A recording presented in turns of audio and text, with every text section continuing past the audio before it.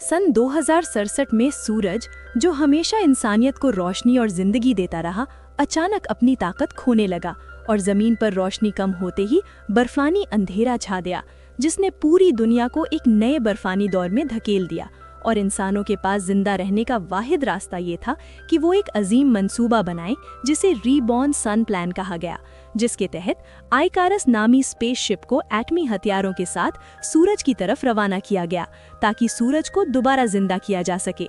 लेकिन ये मिशन पुरस्कार तौर पर गायब हो गया और 7 साल तक कोई खबर न मिली। और अब आइकारस नंबर 2 पर है पूरी इंसानियत की आखिरी उम्मीद। ये स्पेसशिप न सिर्फ एक देवहैकल शील्ड के साथ सूरज की शदीद गर्मी को रोकने के लिए तैयार किया गया था, बल्कि इसमें एक वसी पौधों का बाग भी मौजूद था जो ऑक्सीजन फराहम करता था, और एक मसनूई जहानत का निज़ाम भी था जो ज़मीन के माहौल को दोबारा तख्लीक करता था ताकि खला में मौजूद अमले को नफ्सियाती सुकून मिल सके। और यूं सब कुछ बज़ाहिर बहुत हमवार और महफूज लग रहा था। लेकिन 18 महीने के सफ़र के बाद जब जहाज़ एक दुमदार सितारे के करीब पहुंचा तो अचानक रेडियो पर एक पुरस्कार सिग्नल मौसूल हुआ, और ये सिग्नल किसी और का नहीं बल्कि आइकारस नंबर 1 का था, जो 7 साल पहले लापता हो गया था। और अब सवाल ये था कि क्या टीम अपनी असल मंजिल यानी सूरज की तरफ बढ़ती रहे या इस पुरस्कार जहाज़ को तलाश करे। और इस बहस ने टीम को 2 हिस्सों में बांट दिया। कुछ लोग मिशन को जारी रखने के हक में थे, जबकि कुछ का ख्याल था कि आइकारस 1 के पास भी एटमी हथियार हैं और अगर इसे ढूंढ लिया जाए तो कामयाबी के इम्कानात बढ़ जाएंगे। और आखिरकार कैप्टन ने फैसला एटमी माहिर कर्क के हाथ में दिया।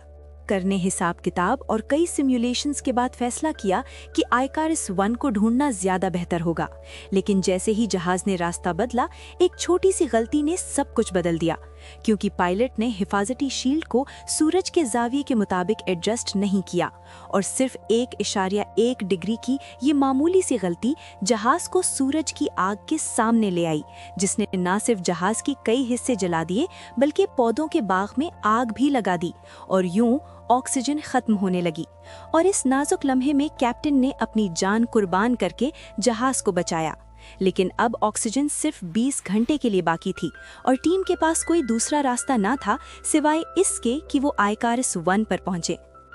जब वो आइकारस 1 पर पहुंचे तो वहां का मंजर निहायत खौफनाक था।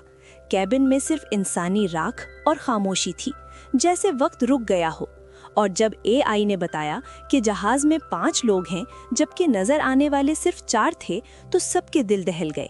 और जल्द ही हकीकत सामने आई कि आइकारस 1 का कैप्टन सूरज की आग में झुलसकर एक खौफनाक मखलूक बन चुका था, जो अब इंसानियत को बचाने के बजाय उसे खत्म करने पर तुला हुआ था। और उसने मिशन को रोकने की कोशिश की। एक एक करके साथी मारे गए और आखिरकार सिर्फ कर बचा, जिसने एटमी बम को सूरज में ले जाकर डेटोनेटर दबाया, और लम्हे भर में खला आग और रोशनी से भर गया। वक्त जैसे थम गया और जमीन की बर्फ पिघलने लगी। अंधेरे में रोशनी वापस आ गई और इंसानियत बच गई, लेकिन कर की कुर्बानी हमेशा याद रखी जाएगी। केरन की बहन ने उसका आखिरी खत पढ़ा। आंखों में आंसू थे, लेकिन दिल में उम्मीद की रोशनी थी, क्योंकि अंधेरी दुनिया को दोबारा उजाला मिला। और ये कहानी सिर्फ एक मिशन की नहीं, बल्कि एक कुर्बानी की है। एक ऐसी कुर्बानी जो इंसानियत को हमेशा याद रहेगी। और यही है आइकारस की दास्तान, एक साइंस फिक्शन कुर्बानी, एक अमर मिशन।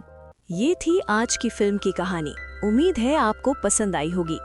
अगर आपको हमारी साइंस फिक्शन कहानियाँ अच्छी लगती हैं तो वीडियो को लाइक करें, फिल्म कहानी को सब्सक्राइब करें और अपनी राय कमेंट में ज़रूर लिखें, क्योंकि आपके कमेंट्स ही हमें मज़ीद कहानियाँ बनाने का हौसला देते हैं।